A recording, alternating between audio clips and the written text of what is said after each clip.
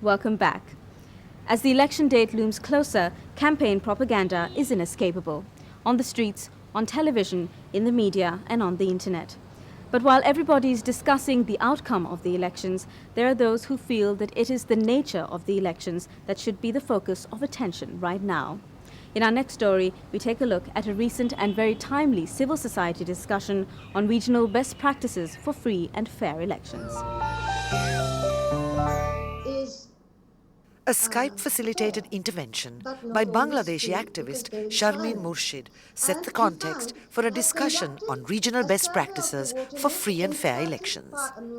Organized in Colombo by the South Asians for Human Rights organization, the idea behind this event was to draw on the experiences and lessons learned during elections in the various countries of South Asia. In her presentation, Ms. Murshid provided insight on the concept of a caretaker government and how it could impact on the conduct of elections. And the first election under the caretaker government system took place in 1991. And the results of that election was largely, in fact, highly accepted as being largely free and fair. Since 1991, we have held altogether 4 elections and 4 events of transfer of power under the supervision of the caretaker government. And in this 15 years, we acquired a very interesting experience. It is in the interests of political parties to ensure Asanga Valikala touched on some of the commonalities in election practices across the region. One of the key things seems to be the case that an independent electoral mechanism is obviously a matter of critical importance in this. We are familiar with, in terms of what we have on the statute book, at least in the Constitution, that kind of institution, although of course, as we know, since 2001, when the 70th Amendment was passed, this particular commission has never ever been constituted for reasons absolutely of political intransigence by successive presidents, taking up a completely untenable position with regard to non-implementation of the 17th Amendment. But the Indian mechanism, the Indian Elections Commission, however, remains sort of non-pareil with regard to this in the region. It's a very, very powerful body with extremely wide powers and has been generally very well supported by the Supreme Court of India, once again an institution that has a huge amount of legitimacy in comparison to the judiciaries of the rest of the region. And generally speaking, in terms of the powers that have been given to these commissions, I think what we have in the 17th Amendment itself are fairly representative of the arrangements and what we have under our various election laws. But in particular, I would like to mention powers with regard to the use or perhaps the misuse of public property. Another idea that comes from India and it's exercised in Nepal as well is this notion of a model code of conduct that all candidates and political parties sign up to about how they are going to behave. It is in the interests of political parties to ensure perhaps that they behave according to a certain way, and that if they find it easy to agree if all the political parties and those opposed to them also have to abide by the same standards of conduct.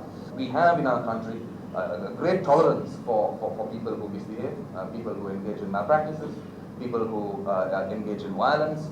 These people are repeatedly electorally rewarded and continue to be in politics. And if then we don't have, as citizens of this country, the notion that this guy is not behaving in the way that we want him to behave, and in the next election we are going to vote him out. If we don't do that, at the end of the day, I think we probably deserve what we get. With Sri Lanka about to face an election in the coming weeks, J.C. Valyamuna drew attention to the relevance of the issues raised in the current context. Campaign finance is a major issue. It is such a, imagine this example.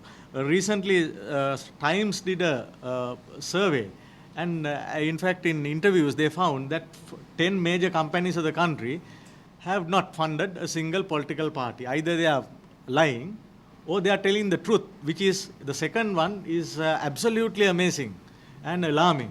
Why? because all these political parties are getting funds from very questionable mafia type funding. And maybe God only knows. I mean, they are not disclosed. There is no requirement under the law to disclose campaign finance or political party funding. So that's a very, very serious issue. A brainstorming session that followed the presentations highlighted other aspects specific to Sri Lanka's electoral experience. For another stage of elections. When a government is in power and you have by-elections or provincial council elections as of now, or local government elections, the government in power is very strong. And there's no way in which anybody can sort of dislodge it unless the whole population and voters turn against it.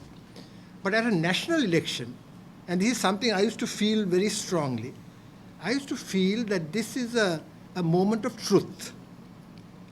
The actual person who runs the election, who counts the votes, who makes sure that at the polling station everything goes smoothly, feels a sense of power. This is the moment when he can be instrumental in changing or not, changing governments or not. Because the question was asked, how can civil society help? Civil society is not a part of the public service, and the public service is not a part of civil society. How does that interaction take place? And maybe that's one way in which you can, by making statements about how important it is for the public service to be neutral at this point, when it's highly politicized. The discussion on regional best practices for free and fair elections is an attempt at learning from the experience of democracy in South Asia. It is especially timely for Sri Lanka as the country prepares to face two elections in the immediate future. All the vacancies, general vacancies.